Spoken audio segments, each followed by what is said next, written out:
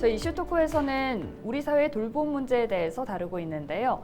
오늘 이 시간에는 장애인 돌봄과 복지 사각지대 돌봄 문제에 대해서 이야기 나눠보겠습니다. 김경일 사회복지연대 사무국장 나와주셨습니다. 어서 오십시오. 네, 반갑습니다. 네, 반갑습니다. 먼저 이 국내 장애인 돌봄의 그 수요에 대해서 짚어볼 텐데요. 어떻게 됩니까? 저는 부산 지역의 경우에는 인구 330만 명 정도 인구 중에서 약 17만 명 정도로 부산 전체 인구 중에 약 5.2% 정도가 되는 인구가 장애인 인구로서 부산에 현재 거주하고 있습니다. 네. 근데 이제 장애인 인구만을 가지고 돌봄의 수요가 있다라고 정확하게 이 비교해 보기에는 조금의 맞지 않는 부분들이 있는데요. 정말 어떤 분들은 생존의 문제 내지는 식사의 문제, 이동에 대한 문제로서 돌봄이 정말 절실한 분들이 계실 것이고, 또 어떤 분들은 생존과 직결되진 않지만 직업 재활이라든지 사회 참여라든지 조금은 이제 다른 분야에서의 돌봄 서비스가 필요한 분들도 계시기 때문에 돌봄의 수요가 어떻다라는 진단이 이와 같이 돌봄에 대한 좀 다양한 욕구나 형태 들을 기반으로 해서 이제 정의되어야 되고 진단되어야 되는데, 현재로서 그렇게 돌봄의 수요를 진단하고 있지는 않습니다. 그리고 가령 좀 유사하게는 이제 경제적인 상황이라든지 부양 가족이라든지 다른 신체적인 능력이나 건강 상태가 어떠하다든지 등 원래 우리 사회가 기존에 취약계층이라고 불러왔던, 사회적으로 합의해왔던 그런 기준에 빗대어 봤을 때 네. 이런 상황에 놓여진 장애인은 돌봄이 필요할 것이다 라고 유추해 보는 것인데요. 좀 더 이게 수요를 확인하기 위해서는 정확한 진단과 일종의 정확한 개념 정리가 좀 필요하지 않을까라고 싶습니다. 근데 어떻든 장애인분들의 사회 참여가 어려운 부분들도 실제 존재하기 때문에 부산에서 약 5.2%의 인구는 실제 돌봄이 좀 필요한 상태에 놓여 있다, 이렇게 말씀드릴 수 있겠습니다. 네, 돌봄에 대한 다양한 욕구와 형태가 있기 때문에 수치화하기가 힘든 부분이 있는 거겠네요. 네. 그렇다면 우리나라에서 장애인 돌봄 서비스가 어떻게 운영되고 있습니까? 그 대부분의 이 장애인 돌봄이라 함은 사회복지시설을 통해서, 그리고 장애인복지법을 통해서 이 돌봄 서비스가 진행되고 있습니다. 대표적으로는 이제 우리가 흔히 지역에서 볼 수 있는 장애인 복지관 같은 곳에서 다양한 프로그램이라든지 장애인들이 하루의 생활을 보낼 수 있는 일들을 할 수 있을 것이고요. 일종의 이제 이렇게 지역사회 내에 위치한 곳은 이제 장애인 복지관의 이용시설이라고 하고요. 흔히 또 이제 지역사회 생활하는 것이 아니라 시설에 입소하셔서 생활하시는, 거기서 이제 의식주를 다 해결하시는 분들은 이제 거주시설, 이제 생활시설이라고도 합니다. 그래서 크게 복지시설로 나눠보자면 이용시설과 거주시설로 이렇게 나눠볼 수가 있는데요. 이제 이용시설은 지역사회 안에서 생활하는 부분이라면, 거주시설은 정말 가족관계가 있으나 가족이 돌보기 어렵고 이 부양이라든지 돌봄을 제공하기 어려운 상황일 때 시설을 통해서 이제 돌봄 서비스를 제공받는 것인데요. 최근에 들어서는 이제 이명박 정부 이후에는 이런 어떤 기관 시설 중심의 돌봄 서비스가 아니라 바우처 형식이라고 하죠.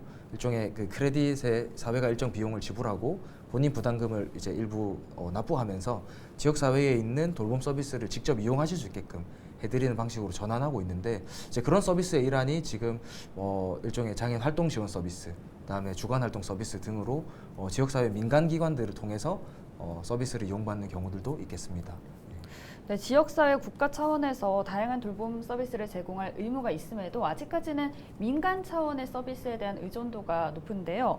민간기관 중심의 돌봄 체계로 운영될 경우 한계점들이 있습니까? 네. 우선 아까 제가 말씀드렸던 사회복지시설기관을 통한 돌봄, 그 다음에 민간센터 기관을 통한 또 돌봄 역시도 이제 다 이제 민간이 주체입니다. 사실은 네. 복지관도 우리가 공공재라고 하지만 민간 법인이 위탁을 받아서 운영하게 되거든요. 그래서 다 민간이 실제 운영의 주체라고 볼 수 있는데, 가장 큰 문제는 아마 책임성의 문제일 것 같습니다.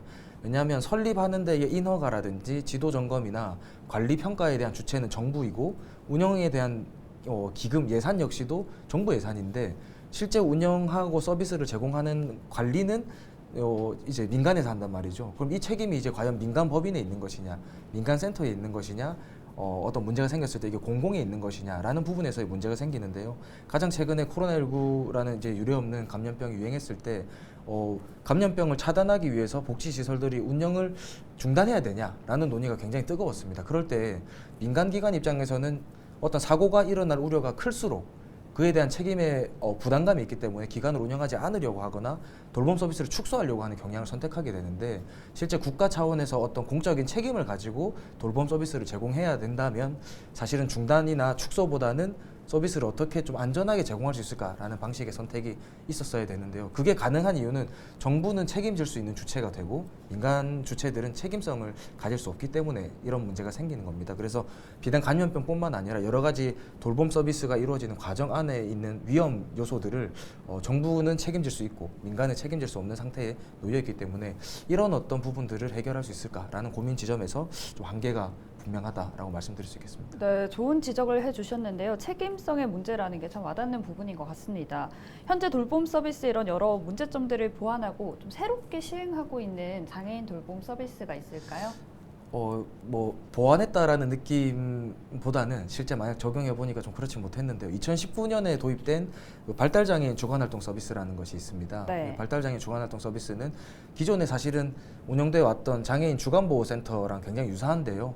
장애인 주간보호센터는 부산시 예산을 통해서 민간 위탁을 통해 운영하는 시설이고 장애인 주간활동 서비스는 아까 말씀드렸던 바우처 방식으로 진행되는 사업입니다. 그래서 도전적 행동이라고 하는 이제 쉽게 말해서 발달장애인 중에서 좀 뭐랄까요 중증 내지는 좀 성향이 좀 돌보기 어려운 분들 이제 이런 분들을 돌보기 위한 뭐 여러 가지 보완책으로 주간활동 서비스가 도입이 되긴 했는데요. 현재 실제로는 이 주간활동 서비스도 거의 이제 주간보호센터와 유사하게 운영이 되면서 과거에 문제시됐던 어떤 중증 장애인, 중증 발달 장애인이 지역사회 내에서 돌봄을 할 수 있는 방식으로는 아직까지는 좀 한계가 좀 보이는 상태긴 하나 그래도 일단은 도입된 지 최근에 얼마 되지 않은 서비스로는 주간활동 서비스가 있겠습니다. 네, 도입된 지는 얼마 되지 않았지만 그렇게까지 차별성이 있다고는 보기 어려운 거네요. 네, 현재로서는 그렇게 보입니다. 네, 알겠습니다. 이 지역사회와 국가가 돌봄이 요구되는 다양한 분야에서 말씀해주신 것처럼 뭐 일상 지원이나 의료, 사회 참여 등 이렇게 통합적으로 서비스를 제공해야 할 텐데요. 장애인 돌봄에 있어서 통합 돌봄 서비스 체계가 어떤 건지 또 그 필요성에 대해서도 말씀 부탁드립니다. 우선 장애인이 생활하는 데 있어서의 필수적으로 사실 활동 지원 서비스는 있어야 합니다. 이게 인지 능력의 문제이건 지체, 신체의 문제이건 어떤 문제이건 간에 비장애인에 비해서 사회에서 생활할 수 있는 여건들이 장애인에게 중점적으로 맞춰져 있지 않기 때문에 네. 활동 지원 서비스가 굉장히 좀 중요하고요. 그 다음에 부가적으로 이렇게 합쳐 나가야 되는 것들이 우리가 알고 있는 이제 뭐 생계의 문제라든지 이제 주거의 문제, 그다음에 건강의 문제 이런 여러 가지 것들이 같이 공존해야만이 이른바 지역 사회 내에서 같은 주민으로 함께 살아갈 수가 있는 겁니다. 그래서 과거 정부 때 이제 뭐 지역사회 통합 돌봄이라고 하는 일종의 커뮤니티 케어, 지역 사회 내에서 필요한 돌봄 서비스를 다 제공받고 요양기관이나 요양병원 이런 곳에서 생을 마감하는 일을 이제 줄이겠다라는 이런 개념의 통합 돌봄의 정책들이 제시되긴 했는데요. 그러려고 보니 이제 너무 소위 말해서는 이제 자원이 많이 드는 겁니다.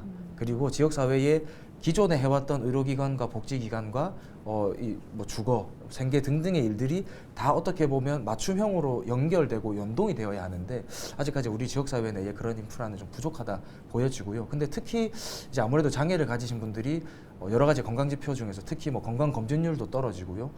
음식을 섭취하는데 가장 중요한 게 구강 건강인데 실제 구강 건강도 보면 의치를 사용한다든지 뭐 충치라든지 내지는 무치약자 뭐 잇몸염증 등등해서 구강 건강이 굉장히 또 좋지 못한 것으로 통계가 나오고 있습니다. 그래서 그런 것들을 다 고려해봤을 때 좀 의료적인 서비스가 좀 중요하다라고 보여지는데요. 장애인 주치 사업을 부산시가 하고 있습니다만 네. 부산의료원이 코로나19로 인해서 다른 사업들을 좀 진행하지 못하게 됐었고 현재로서는 이 장애인 주치 사업이 과연 장애인들의 접근성을 높이고 지역사회의 건강 내지는 의료적인 필요성이 있을 때 치료 서비스를 제공할 수 있는가에 대한 부분에 의문점이 조금 있습니다. 예산이 좀 부족한 부분들도 있고요. 그래서 좀 그런 통합 중에서도 특히 좀 의료와 관련된 부분들은 가장 먼저 좀 보완되어야 할 인프라가 아닌가 좀 그렇게 생각이 듭니다. 네, 참 이 인프라가 좀 더 효율적으로 변경이 돼서 말씀해주신 부분들이 해결이 돼야 되겠다는 생각이 드는데요. 또 장애인 주치 사업까지 언급을 해주셨습니다.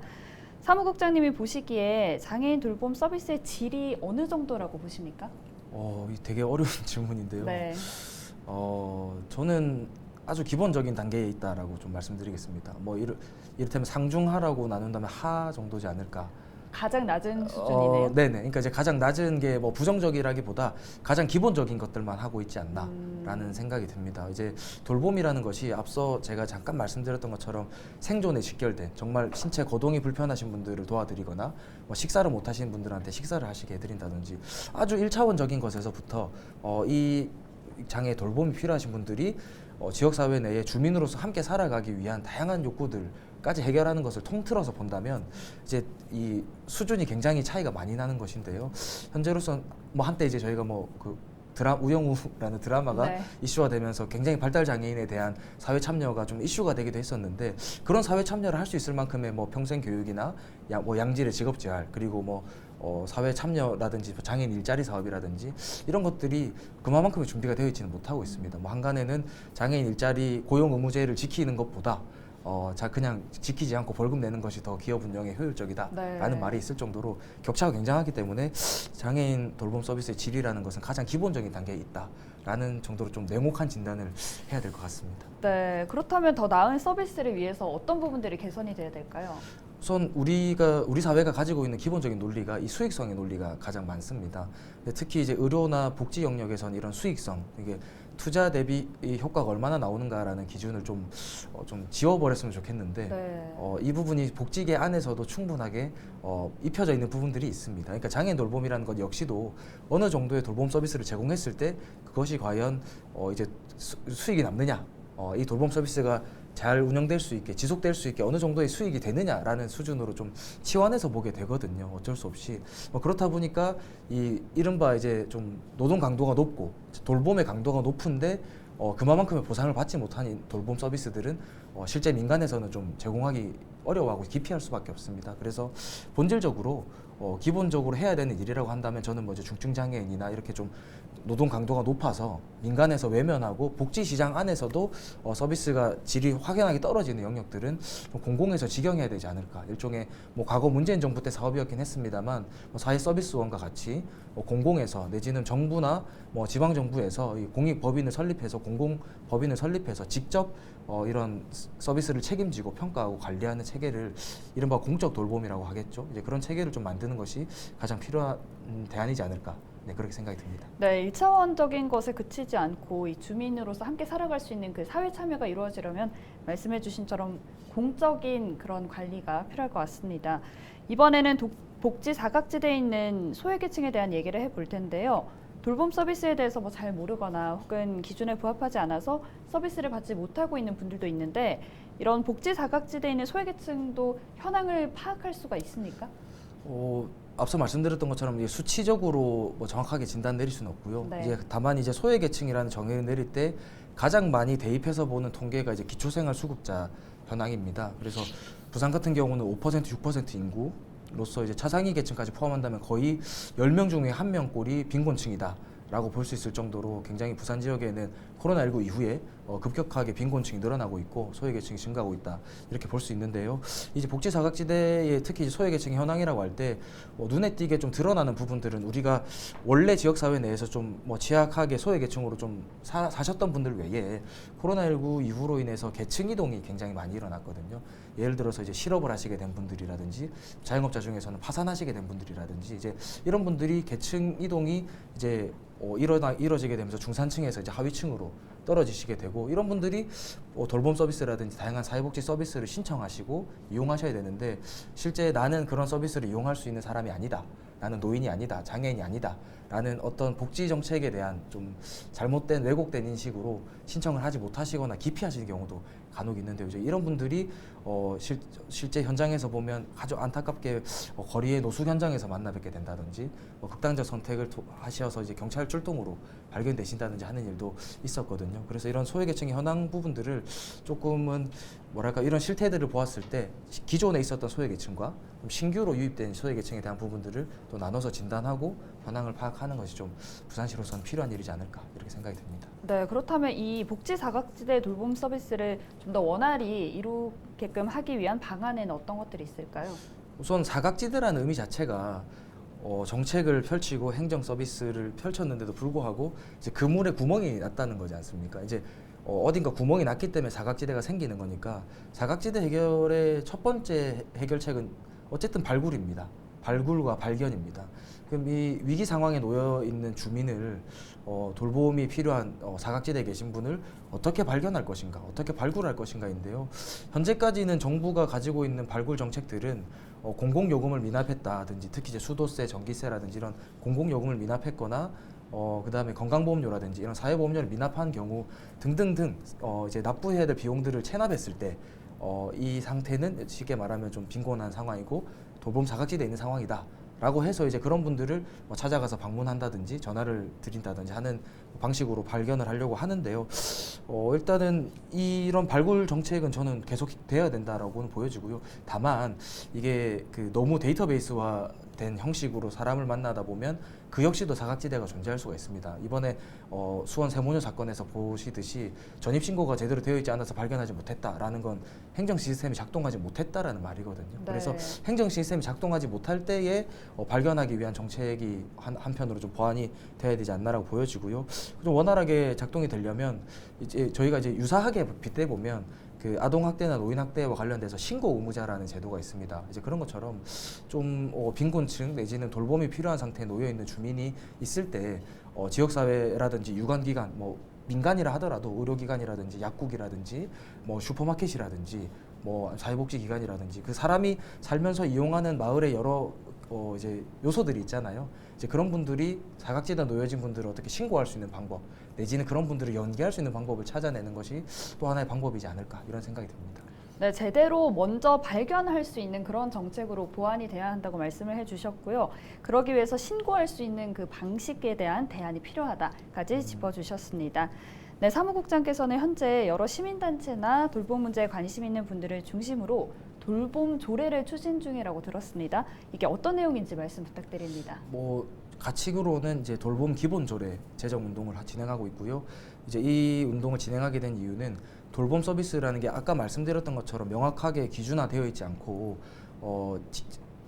엄밀히 따지면 이제 진단되어 있지가 않습니다. 그러니까 부산 시민 몇 명 중에서 어떤 사람이 어떤 돌봄 욕구가 있는지에 대한 진단이 굉장히 중요하고 모든 정책은 이 진단을 토대로 아까 말씀드렸던 것처럼 발굴하고 연계하고 네. 지원하는 방식으로 시작되게 되는데 돌봄 실태 조사가 한 번도 이루어진 적이 없고요. 개별적으로 의무적으로 해야 되는 조사는 있겠으나 실제 돌봄이라는 걸 중심으로 한 실태 조사가 진행된 바가 없고 이 돌봄 서비스를 제공해야 될 주체가 누구냐라는 게 개별 조례나 개별 법상에 명시되어 있지가 또 않습니다. 그래서 이 돌봄 기본 조례를 통해서 부산시장이 부산 시민의 돌봄을 책임질 의무가 있다라는 것을 좀 명확하게 좀 적시하고요. 그다음에 돌봄에 대한 명확한 진단과 실태 조사, 기본 계획을 수립할 수 있는 내용들을 토대로 부산시를 중심으로 한 돌봄 정책을 좀 준비해야 된다라는 것을 좀 이번 조례에 담으려고 생각 중이고요.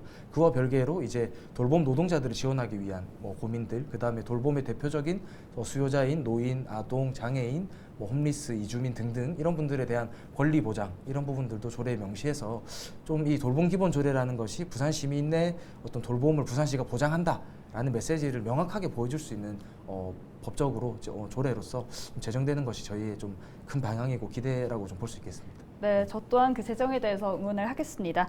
네, 끝으로 돌봄 문제에 대해서 우리 모두가 어떤 관심과 노력을 기울여야 될지에 대해서 한 말씀 부탁드립니다.